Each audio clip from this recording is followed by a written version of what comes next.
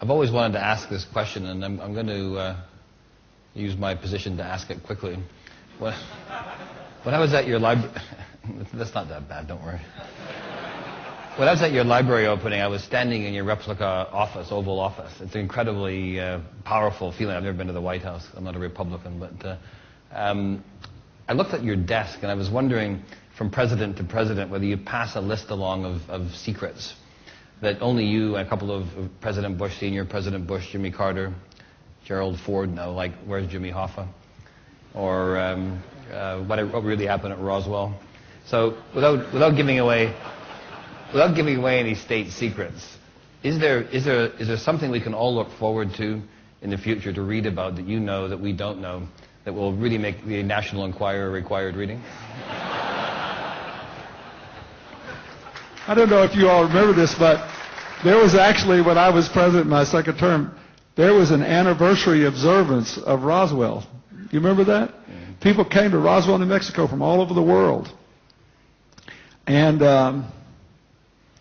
there's also a site in Nevada where people were convinced that the government had buried a UFO and perhaps an alien deep underground because we wouldn't allow anybody to go there. And I can say now, because it's now been released into the public domain, I had so many people in my own administration were convinced that Roswell was a fraud, but this place in Nevada was really serious. There was an alien artifact there. So I actually sent somebody there to figure it out.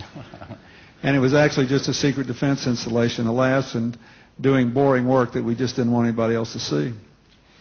So I can't think of that. I'll give you a serious thing, though. I spent a lot of, in 2000, I was able to participate with Tony Blair and representatives of the French, German, Japanese, and Canadian governments in announcing that we had succeeded in sequencing the human genome. And perhaps some of you have investments in all these biotech companies, and now you know we cloned Dolly the sheep, and now apparently they may have cloned a dog, and we were all talking about this. My own view is that assuming we don't do something stupid like burn ourselves up with global warming or blow ourselves up with a military conflict we could just as easily avoid, I think a lot of these biotechnology issues will be the dominant sort of intellectual and ethical challenges of the lives of those of you who are 10, 20, 30 years younger than I am. Because I think that we are going to be able to save people's lives that, you know, in my generation couldn't be saved. And we are going to come up against the limits of our own mortality in a way we never could before. And a lot of the things that happen, good and bad, will be stranger than anything ever written in science fiction. But I don't know the answers. For just one reason, I would like to live to be 100 just to see what happens. So that means there's a list or no list? What? What did you say? I was just joking. The list. You should have said, I don't know what you said, but you should have said there's absolutely no risk of that. Given my misspent youth, I'm lucky to be here now.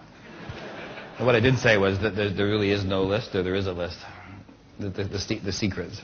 If there is one, I don't know it. I mean, the Roswell thing, I think, really was an illusion. I don't think it happened. I mean, I think there are rational explanations that I have succeeded, and I did attempt to find out if there were any secret government documents that reveal things, and if there were, they were concealed from me too. I wouldn't be the first president that underlings have lied to or that career bureaucrats have waited out. But there may be some career person sitting around somewhere hiding these dark secrets even from elected presidents. But if so, they successfully eluded me, and I'm almost embarrassed to tell you I did try to find out. Well, on that...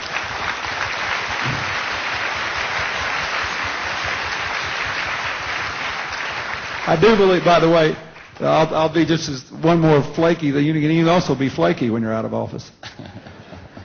I believe that now that we know there are not hundreds, not millions, but billions of other solar systems out there, thanks to the Hubble telescope and what we know about black holes in the universe and all of that, the dimensions of physics are such that I would be quite surprised if in the lifetime of people that are no older than 30 here, we don't discover some form of life in another universe.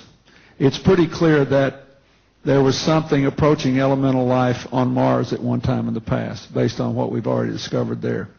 So I say that only to say this. I hope all of you, wherever you live, will continue to support space exploration. Whether manned or unmanned is not so important, but we have to keep doing that. And I'm afraid that there will be a waning interest in it in the future. I think it's a great mistake. I think we should continue to explore the boundaries of our existence, both into the earth and beyond the skies.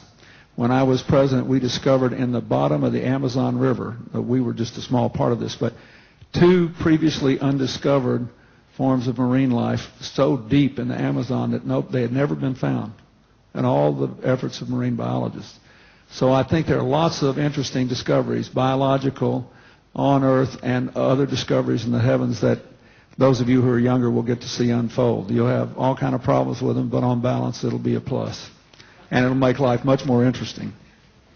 Well, as usual, 90 Minutes with President Clinton is never dull. It's a really wide range of subjects, and I thank you all very much for participating today. Please join me in welcoming the President, thanking the President for his...